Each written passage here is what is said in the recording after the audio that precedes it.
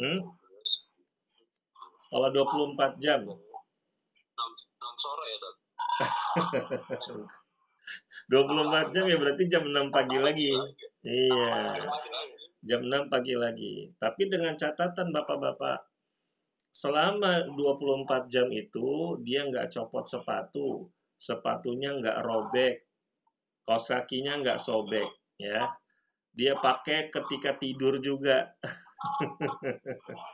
begitu, ya. Itu catatannya. Tapi kalau di rumah, bapak-bapak, biasanya khuf itu dipakai untuk orang-orang yang sakit, misalkan lagi demam, ya. Jadi bapak-bapak bisa amalkan ini. Bapak-bapak lagi demam, menggigil, nah, bapak-bapak bisa menggunakan khuf, ya, seperti itu.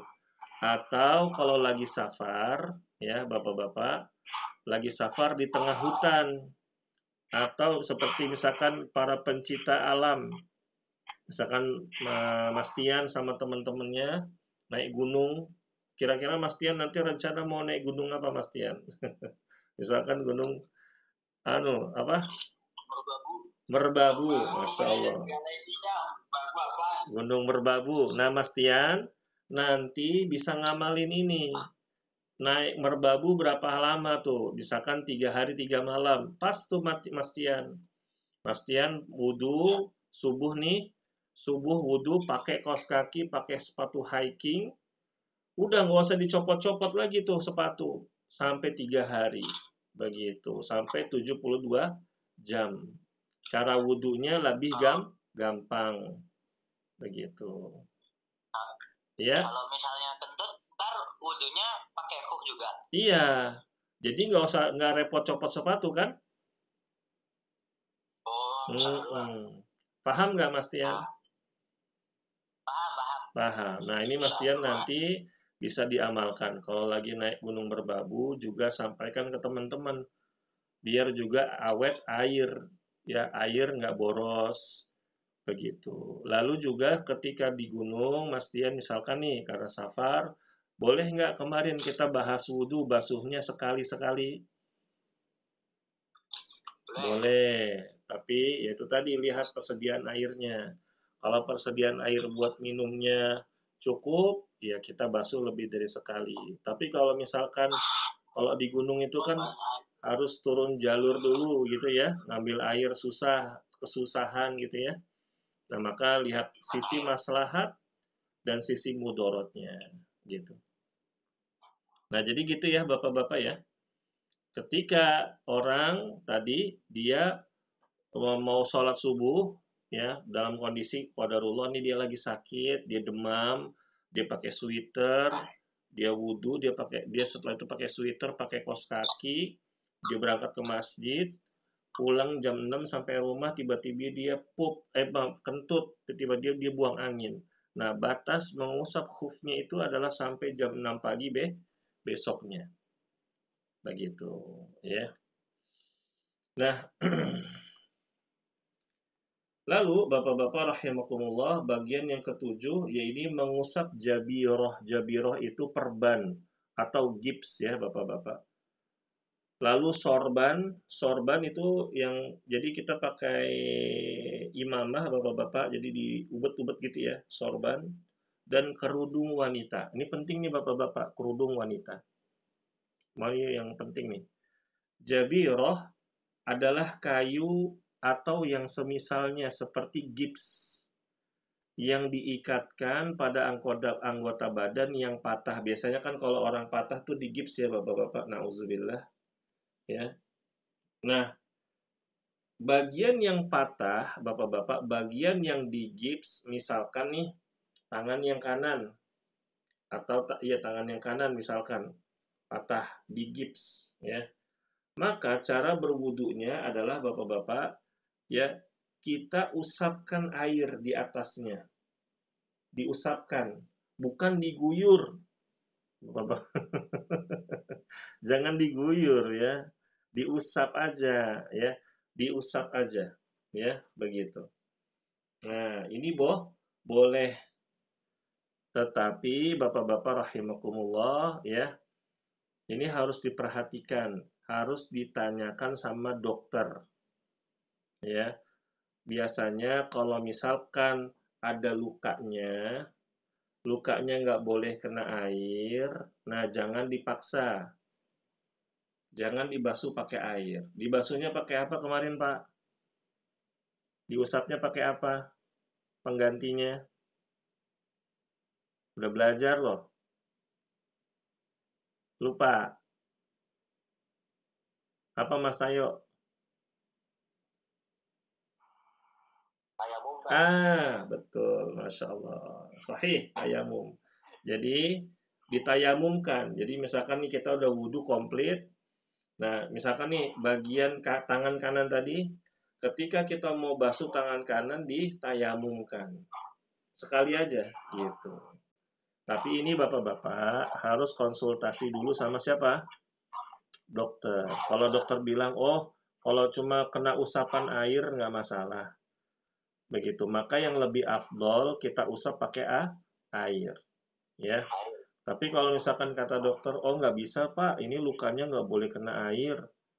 Maka harus diusap dengan tayamum. Tapi zaman sekarang bapak-bapak ya, itu sekarang plesternya udah bagus ya. Jadi benar-benar tertutup rapat. Ya, jadi bisa kita apa namanya usap dengan air. Ya, begitu. Beda dengan zaman dahulu cuma diubet-ubet doang. Kadang-kadang apa namanya? Apa namanya itu yang ubetannya itu? Istilahnya apa sih? Yang buat itu? Perbannya itu kadang perbannya masih masuk air, masih masuk debu ya, begitu. Baik. Nah, lalu Bapak-bapak rahimakumullah ya, boleh juga kita itu mengusap sorban. Nih, misalkan Bapak-bapak ya, tapi kita emang adatnya nggak pakai sorban, biasa pakai peci ya. Nah, ini biasanya kalau misalkan yang suka pakai sorban. Kalau pakai sorban itu kan agak susah tuh, ya, agak susah, ya. Maka boleh kita usap di atasnya, ya, diusap di atas kepalanya. Jadi sorban, bukan peci, Pak. Jangan salah paham ya. Nanti diamalin. Ada pakai peci nih. Udahlah, wudhunya Pak, diusap aja pecinya begitu. Enggak, ini salah. Ini khusus sorban. Dalilnya adalah hadis Al-Mughirah bin Syu'bah. Beliau berkata, "Anna Nabiya sallallahu alaihi wasallam masaha ala imamatihi wa ala nasiyati wal khuffaini." Rasulullah sallallahu alaihi wasallam itu mengusap bagian atas sorban beliau, ubun-ubun dan dua khuf beliau. Jadi sorban itu dari sini Pak sampai sini. Ini diusap. Ubun-ubun tuh di sini ubun-ubun. Ya, ubun-ubun tuh di sini. Jadi diusap pakai sorban. Nah, gitu. Kalau lagi bapak-bapak lagi ada acara apa gitu kan, lagi umroh tiba-tiba ikut tur dipakein sorban. Nah, sorbannya tuh diubet-ubet gitu ya. Nah, diusap boleh. Nah, seperti itu. Baik. Dan ini hadis sahih riwayat Muslim. Dan juga hadis dari Rasulullah Shallallahu Alaihi Wasallam, anna Rasulullah Shallallahu Alaihi Wasallam masaha ala khuffaini wal khimari. Rasulullah itu mengusap bagian khuf beliau dan juga penutup kepalanya, yaitu sorban. Dan tetapi bapak-bapak rahimakumullah, khusus untuk sorban itu tidak ada batasan waktu tertentu seperti mengusap khuf, ya. Tetapi kata para ulama di sini, kata para masyaikh, kalau dia ingin hati-hati dalam masalah ini, ya lalu tidak mengusapnya kecuali bila dia memakainya dalam keadaan suci di masa yang telah ditetapkan untuk mengusap dua khuf, maka itu lebih utama. Maksudnya, kalau dia itu lebih hati-hati, mau mengambil atau menyamakan hukumnya dengan mengusap dua khuf, itu lebih utama. Begitu. Tapi pada asalnya mengusap imamah, mengusap sorban itu tidak apa namanya, tidak ada batasan waktunya. Gitu. Selama sorbannya masih nempel, ya dipakai, ya dia boleh mengusapnya. Lalu yang ketiga tadi yang bahas pertama apa Pak? Gips ya. Yang pertama gips, terus yang kedua perban, yang ketiga sorban, jadi pertama gips, perban atau apa namanya? Gips atau perban. Yang kedua tadi sorban dan yang sekarang yang ketiga adalah kerudung. Kerudungnya para perempuan. Kalau bapak-bapak pakai jilbab istrinya kan gitu ya. Yaitu yang digunakan untuk menutupi kepalanya itu jilbab ya, gitu. Maka yang lebih utama adalah tidak mengusapnya kecuali bila ada kesulitan dalam melepasnya atau karena ada sakit pada kepalanya atau yang semisal dengannya. Nah, bapak-bapak, kasus ini suka kita jumpai kalau dulu waktu itu saya masih pulang kampung naik motor, bapak-bapak. Pulang kampung naik motor, mau sholat subuh, mau sholat gitu ya di rest area. Masjidnya atau musolahnya, tempat wudhunya itu terbuka, tempat wudhunya terbuka, ya begitu. Tempat wudhunya terbuka. Nah, caranya gimana tuh wudhunya? Nah, kalau misalkan mengambil hukum ini, maka si perempuan nggak usah copot jilbabnya, dia bisa langsung diusap kepalanya. Begitu. Tapi catatannya, tadi sebelum berangkat dari rumah, dia wudhu dulu, terus dia pakai apanya? Pakai jilbabnya. Begitu. Jadi nggak usah copot jilbab segala macam. Ya, itu khusus untuk ada kesulitan. Soalnya bapak-bapak kalau dibuka jilbabnya, maka terbukalah auratnya dan ini apa? Ya, dan ini lebih mudorot, ya.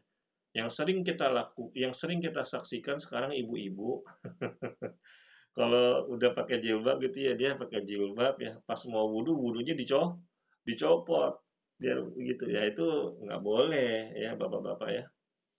Yang terjadi di Indonesia seperti itu. Kenapa? Karena kurang paham. Atau bapak-bapak rahimakumullah, biasanya ibu-ibu lebih paham. Jadi jilbabnya itu dikedepankan, ya dikedepankan ditarik. Kalau jilbabnya panjang dikedepankan, dia masukin air dari dalam jilbabnya, begitu. Nah itu lebih afdol. Jadi dia nggak perlu mencopot jilbabnya, tidak perlu melepas semua jilbabnya. Cukup jilbabnya itu ditarik ke depan, terus diturunkan, dia ngambil air, ya dimasukin dari dalam, terus diusap kepalanya. Nah, begitu. Ya, ini untuk khusus perempuan. Ya, kecuali misalkan ya kondisinya memang tidak bisa, maka boleh diusap apanya jilbabnya. Ya, wallahu a'lam bissawab. Dan ini bapak-bapak rahimakumullah adalah di antara keringanan atau rukhsah yang Allah Subhanahu wa taala berikan kepada kita para hambanya. Baik, nah ini selesai sudah pembahasan mengusap dua khuf, ya, mengusap dua khuf, mengusap gips atau perban, mengusap sorban, lalu apa tadi Pak? Yang terakhir mengusap kerudung, begitu, atau jilbab. Sampai sini bapak-bapak ada pertanyaan?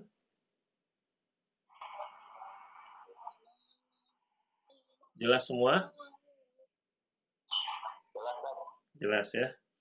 Baik, insya Allah pada pertemuan yang akan datang kita masuk kepada bab yang ketujuh, bapak-bapak, yaitu hukum-hukum terkait hukum mandi, mandi janabah atau mandi-mandi yang lainnya yang terkait dengan ibadah. Mudah-mudahan apa yang kita pelajari pada malam hari ini menjadi ilmu yang bermanfaat untuk kita semua, bapak-bapak. Kita tutup subhanakallahumma wa bihamdika asyhadu an la ilaha illa anta astaghfiruka wa atubu ilaik. Wassalamualaikum warahmatullahi wabarakatuh. Waalaikumsalam.